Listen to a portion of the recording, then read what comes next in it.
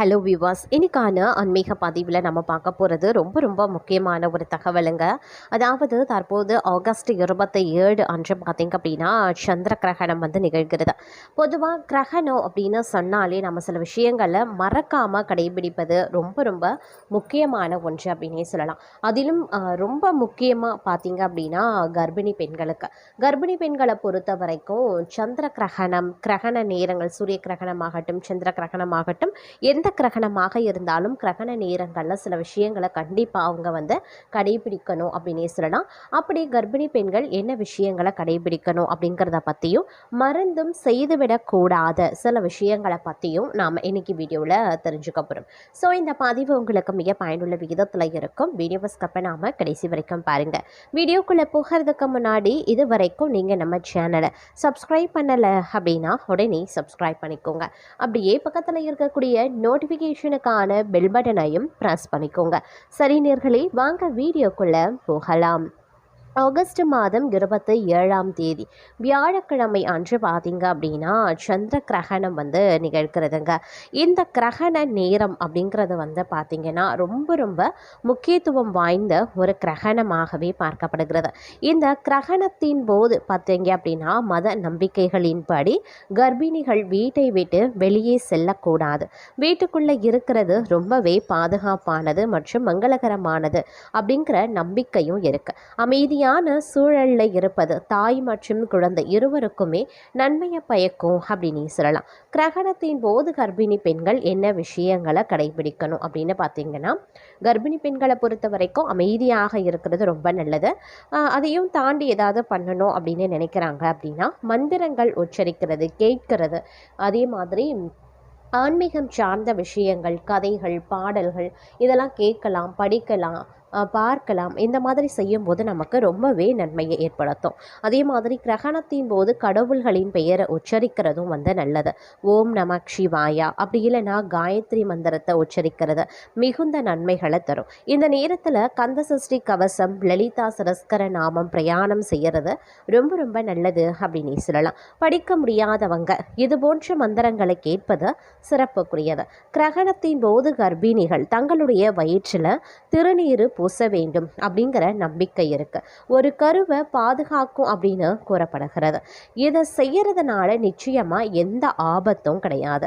கிரகணத்தால் ஏற்படக்கூடிய தோஷங்களை இது முற்றிலுமா குறைக்கும் அப்படின்னு நம்பப்படுது. கிரகண கதிர்கள் கருவை பாதிக்கும் அப்படிங்கிறதுனால ஜன்னல் கதவுகளை மூடிக்கொண்டு வீட்டுக்குள்ளேயே இருக்க அறிவுறுத்தப்படுறீங்க. அதே மாதிரி கிரகணத்தின் போது பார்த்தீங்க அப்படின்னா கர்ப்பிணி பெண்கள் கத்தி, கத்திரிக்கோள் அப்படி இல்லைன்னா ஊசி போன்ற கூர்மையான பொருட்களை பயன்படுத்தக்கூடாது அப்படின்னு சாஸ்திரம் சொல்லுது. திறந்த வெளியில நின்று கிரகணத்தை பார்ப்பதை தவிர்ப்பதும் நல்லது. கிரகணத்தின் போது தூங்குவதை தவிர்த்து இறை வழிபாடு அப்படி இல்லைன்னா தியானம் செய்யறது நல்லது அப்படின்னு சொல்லுவாங்க. அதே மாதிரி சூதக காலத்துல சமைக்கிறதையும் உணவு உண்பதையும் தவிர்க்கக்கூடிய வழக்கம் இருக்கின்றது. பலரும் கிரகணத்திற்கு முன்பாக தங்களுடைய உணவில் துளசி இலைகள் அப்படி இல்லைன்னா தர்ப்பை புல்லை சேர்க்கிறாங்க. இது உணவு வந்து விஷமாக மாறுவதை முற்றிலுமாக தவிர்க்க உதவுகிறது. கிரகண நேரத்தில் சமைக்கிறதையோ அல்லது சாப்பிடுவதையோ தவிர்க்க சொல்லுவாங்க. உணவில் தர்ப்பை புல் அப்படி இல்லைன்னா துளசி இலைகளை போட்டு வைப்பது வழக்கமான ஒன்று. அதே நேரம் கிரகணம் முடிஞ்சதற்கு பிறகு குளித்துவிட்டு கோவிலுக்கு செல்வது நல்லது. கோவிலுக்கு செல்ல முடியாத வீட்டில் விளக்கை ஏற்றி கடவுளை வணங்க வேண்டும். போதுமான அளவு தண்ணீர் குடிக்கணும். அமைதியாக அமர்ந்து புத்தகங்களை நாம் படிக்கலாம். அப்படி இல்லைன்னா மெல்லிசைகளை நாம் கேட்கலாம். கர்ப்பிணி பெண்களை பொறுத்த வரைக்கும் கிரகண நேரத்தில் வந்து மாமிசம் போன்ற உணவுகளை வந்து சாப்பிட்றத முற்றிலுமாக வந்து தவிர்க்கணும். ஏன்னா மாமிசம் அப்படிங்கிறது வந்து செரிமானத்திற்கு உங்களுக்கு ஏற்றதாக இருக்காது. அதிலும் பார்த்திங்கன்னா கிரகண நேரத்தில் பார்த்திங்க அப்படின்னா மாமிசம் சாப்பிடுவதை வந்து முற்றிலுமாக வந்து தவிர்த்து கொள்ளுங்க. கிரகணம் முடிஞ்சதற்கு பிறகு நீங்கள் வந்து உணவுகளை சாப்பிடலாம். கிரகணம் முடிஞ்சதுக்கு பிறகு கூட நீங்கள் அந்த நாள் முழுவதுமாக மாமிசத்தை எடுத்துக்கொள்ள வேண்டாம். ஏன்னா கிரகணங்களினுடைய கதிர்கள் பார்த்தீங்க அப்படின்னா அந்த நாள் முழுவதும் பார்க்கும் பொழுது இருக்கும் அப்படிங்கிறதுனால அது கர்ப்பிணி பெண்களுக்கு அதிகப்படியான பாதிப்பை ஏற்படுத்தும். அதனால் முடிஞ்ச வரைக்கும் கிரகண நாள் உருவாகின்ற அந்த 27ஆம் தேதி முழுமையாக அந்த ஒரு நாள் முழுவதுமே நீங்கள் மாமிசத்தை மட்டும் தவிர்த்து கொள்ளுங்க. மிதமான உணவுகள், செரிமானத்திற்கு ஏற்ற உணவுகள், இல்லை பழச்சாறு, பழங்கள், பால் குடிக்கிறது போன்றவற்றை நீங்கள் தாராளமாக மேற்கொள்ளலாம். அதே நேரம் பார்த்தீங்க அப்படின்னா இந்த கிரகண நேரத்தில் வந்து முடிஞ்ச வரைக்கும் கர்ப்பிணி பெண்கள் வந்து கோவிலுக்கு செல்ல வேண்டாம். நீங்கள் வீட்டிலேயே பார்த்தீங்க அப்படின்னா இறை வழிபாடு மேற்கொள்ளலாம். முடியாதவங்க இறை வழிபாடு செய்ய முடியலை அப்படின்னும் போது நீங்கள் இறை சார்ந்த விஷயங்களை வந்து பார்க்கறது, கேட்கறது, படிக்கிறது இதெல்லாம் வந்து நீங்கள் செய்யக்கூடிய பட்சத்தில் உங்களுக்கு அதே நன்மைகள் வந்து ஏற்பட வாய்ப்புகள் இருக்கிறதுங்க. அதே நேரம் சந்திர கிரகணத்தின் போது பார்த்திங்க அப்படின்னா நாம் முற்றிலுமாக பார்க்கும் பொழுது சில விஷயங்களை வந்து தவிர்க்க வேண்டும் அப்படின்னே சொல்லலாம். அதிலும் இந்த சந்திர கிரகணம் அப்படிங்கிறது வந்து இந்தியாவில் தெரியாது அப்படிங்கிறதுனால பெரிய அளவில் பாதிப்புகள் கிடையாது. அப்படின்னாலும் கர்ப்பிணி பெண்களுக்கு பார்த்திங்க அப்படின்னா மருத்துவம் மற்றும் பாரம்பரிய கட்டுப்பாடுகள் கொஞ்சம் அவசியம் தேவைப்படுகிறது அப்படின்னு நான் சொல்லணும். சந்திர கிரகணம் அப்படிங்கிறது ஒரு இயற்கையான ஒரு வானியல் நிகழ்வு மட்டும்தான். இதனால் கர்ப்பிணி பெண்களுக்கோ அல்லது பிறக்காத குழந்தைக்கோ எவ்விதமான தீங்கும் கதிர்வீச்சும் பாதிப்புகளும் ஏற்படுவது கிடையாது அப்படின்னு மருத்துவர்கள் உறுதிப்படுத்தினாலும் கூட சில சம்பிரதாயங்களின்படி மத நம்பிக்கைகளின்படி பார்த்தோம் அப்படின்னா கிரகண நேரத்தில் கர்ப்பிணி பெண்கள், குறிப்பாக கர்ப்பிணி பெண்கள் ரொம்பவே நீங்கள் உஷாரா கவனமாக செயல்படணும் அப்படின்னே சொல்லலாம். அதே நேரம் ஆன்மீகம் மற்றும் ஜோதிட நம்பிக்கைகளின்படி கிரகண நேரத்தில் கர்ப்பிணி பெண்கள் வந்து வெளியில் போகிறத முற்றிலுமாக தவிர்க்க வேண்டும் அப்படின்னு சொல்லுவாங்க.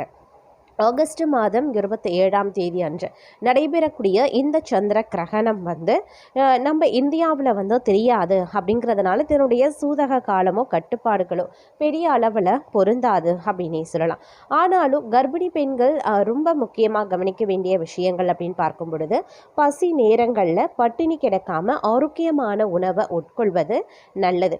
அதாவது வந்து அந்த கிரகண நேரத்தில் பார்த்தீங்க அப்படின்னா உங்களுடைய உணவுகளில் துளசியோ அப்படி இல்லைன்னா கருப்பை புல்லை போட்டு வச்சு நீங்கள் அந்த உணவுகளை உட்கொள்ளலாம். கிரகணம் முடிஞ்சதற்கு பிறகும் வந்து நீங்கள் மிதமான உணவுகளை வந்து தாராளமாக எடுத்துக்கலாம். ஆனால் இறைச்சி, மாமிசம் போன்ற அசைவம் சார்ந்த உணவுகளை வந்து நீங்கள் எடுத்துக்கொள்வதை முற்றிலுமாக வந்து தவிர்த்து கொள்ளுங்க.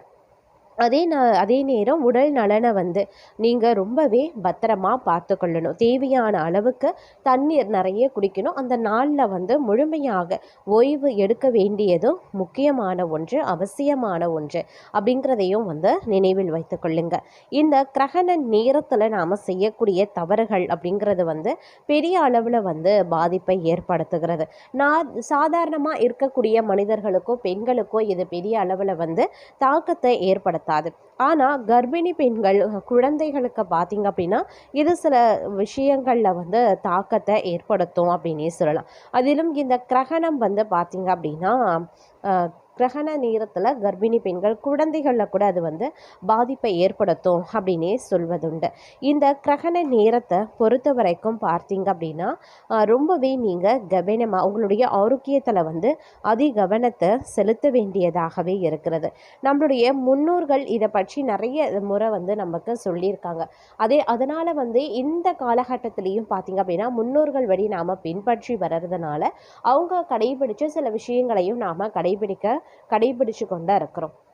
இது வந்து பெரிய அளவில் வந்து இந்தியாவில் தெரியல அப்படின்னாலும் கர்ப்பிணிகள் வந்து உஷாராக இருக்கிறது அப்படிங்கிறது அவங்களுக்கும் அவங்களுடைய கருவில் இருக்கக்கூடிய குழந்தைகளுக்கும் ரொம்ப ரொம்ப நல்லது அப்படின்னே சொல்லலாம். இந்த கிரகண நேரத்தில் வந்து வெளியில் செல்வது, கோபமாக பேசுறது அப்படிங்கிறதெல்லாம் தவிர்த்துக்கணும். ஏன்னா அதிகப்படியான உணர்ச்சி வந்து இந்த கிரகண நேரத்தில் வெளிப்படும். அப்படிங்கிறதுனால கோபம் வந்து அதிகமாக ஏற்படலாம். பதட்டம், பயம் இந்த மாதிரியான உணர்வுகள் வந்து வெளிப்படும் அப்படிங்கிறது அப்படிங்கிறதுனால ரொம்பவே சாந்தமாக அமைதியாக இருக்க வேண்டியது முக்கியமான ஒன்று. அமைதியை கடைபிடிக்கணும் அப்படின்னா தியானம் பண்ணலாம், இறை வழிபாட்டை மேற்கொள்ளலாம். இறை சார்ந்த விஷயங்களை செயல்களை நாம் செய்யும் பொழுது நம்மளுடைய மனமும் உடலும் பார்த்திங்கன்னா சாந்தமடையும். எதிர்வினை வந்து அதிக அளவு நம்ம மேலே வந்து இருக்காது. நேர்மறையான மாற்றங்கள், நேர்மறையான எண்ணங்கள், நேர்மறை ஆற்றல்கள் வந்து நம்மளை சுற்றி அதிகமாக இருக்கும். அப்படிங்கிறதுனால இந்த கிரகண நேரத்தில் நாம் இறை வழிபாட்டை மேற்கொள்வது ரொம்ப நல்லது. அதிலும் கர்ப்பிணி பெண்களுக்கு இந்த கிரகண நேரத்தில் முடிஞ்ச வரைக்கும் பார்த்தீங்க அப்படின்னா இறை பாடல்களை கேளுங்க, இறை கதைகளை கேளுங்க. முடிஞ்சால் உங்களுக்கு என்ன மாதிரியான மந்திரங்கள் தெரியுதோ அதெல்லாம் உச்சரிக்கலாம். இறைவனினுடைய நாமத்தை சொல்கிறது கூட ரொம்ப ரொம்ப நல்லது அப்படின்னு நாங்கள் சொல்லணும். இந்த பதிவு உங்களுக்கு மிக பயனுள்ள விகிதத்தில் இருந்திருக்கும். இந்த பதிவு பிடிச்சிருந்தால் லைக் பண்ணுங்கள், ஷேர் பண்ணுங்கள், கமெண்ட் பண்ணுங்கள். மறக்காமல் நம்ம சேனலை சப்ஸ்கிரைப் பண்ணிக்கோங்க.